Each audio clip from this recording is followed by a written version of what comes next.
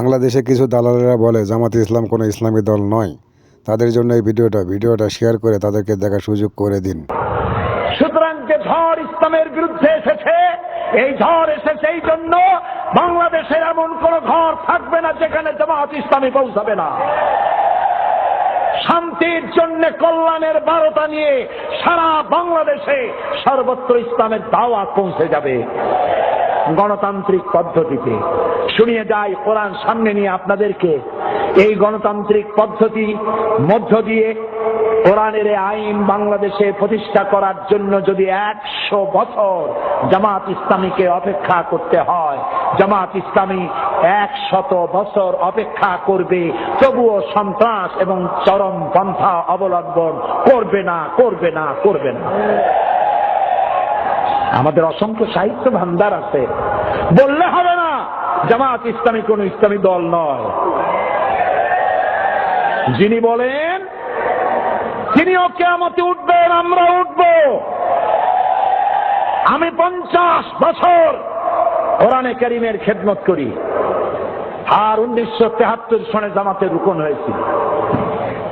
জামাত যদি সাহাবীদের বিরুদ্ধে হবে, জামাত যদি রসুলের বিরুদ্ধে হবে, আমার 50 বছরের একটা ওয়াজের মধ্যে সাহাবী আর রসুলের বিরুদ্ধে কোনো কথা থাকা স্বাভাবিক ছিল না? আছে কোথাও? আমার পা থেকে শুরু করে মাথা পর্যন্ত সুন্নতের কোনো অভাব আছে? সরসিনা মাদ্রাসায় পড়েছি, খুলনায়ও পড়েছি। ওই যে জামা কাপড় পাইছি বহুরূপী কোনোদিন হই নাই, যেরকম দাড়ি ওই রকমই আছে। আপনারাই তো দেখতেছেন, উল্টো পাল্টা দেখছেন। আমাদের আকীদা খারাপ। কি খারাপ হয়েছে আকীদা? আমার কোন নেতা আকীদা খারাপের কথা বলেছে?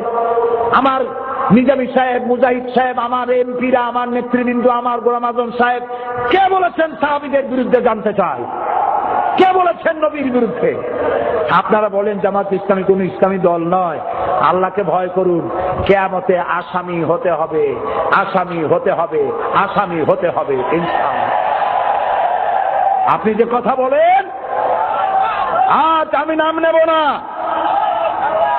নেব না, আপনি যে কথা বলেন আপনি কথা বলেন দিলীপ বড়ুয়ার ভাষায়। আপনি হুজুর, আপনি কথা বলেন রাশেদ খান মেননের ভাষায়, আপনি কথা বলেন সাইফুদ্দিন মানিকের ভাষায়, আপনি কথা বলেন শেখ হাসিনার ভাষায়। তাই জাতি মনে করে হয় আপনি ভারতের দালাল, আর না হয় আওয়ামী লীগের বেটি। আপনি কিচ্ছু করতে পারবেন না।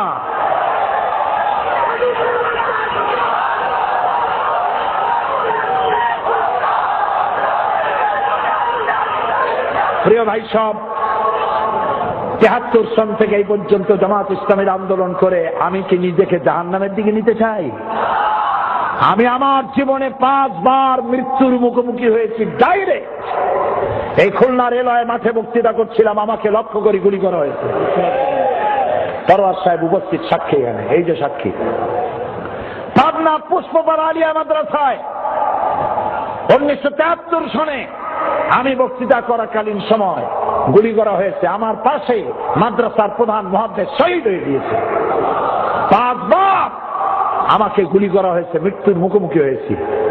আজকের পত্রিকায়, কালকের পত্রিকায় এসছে গোয়েন্দা বিভাগের সাথে শেখ রহমান বলেছে সাইদি ছিল আমাদের প্রধান টার্গেট, তাকে হত্যা করতাম যদি সুযোগ পেতাম।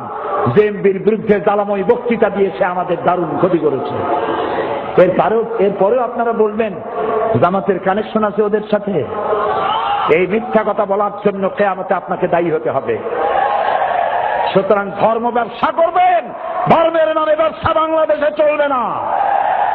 মানুষকে ফাঁকি দিতে পারবেন না। আমার দোকানে খাঁটি ঘি পাওয়া যায়, কোথাও পাওয়া যায় না, খালি মধুদি। জামাত ইসলাম, শিবি। মরণ যন্ত্রণা উঠছে। কি যন্ত্রণা? মরণ যন্ত্রণা। মুতু বেগাইজিকুম বলেন, মুতু বেগাইজিকুম। আল্লাহ শিখাইছে কোরআন শরীফে, আল্লাহ বলেছেন। সুতরাং কিচ্ছু করতে পারবে না ইনশাআল্লাহ।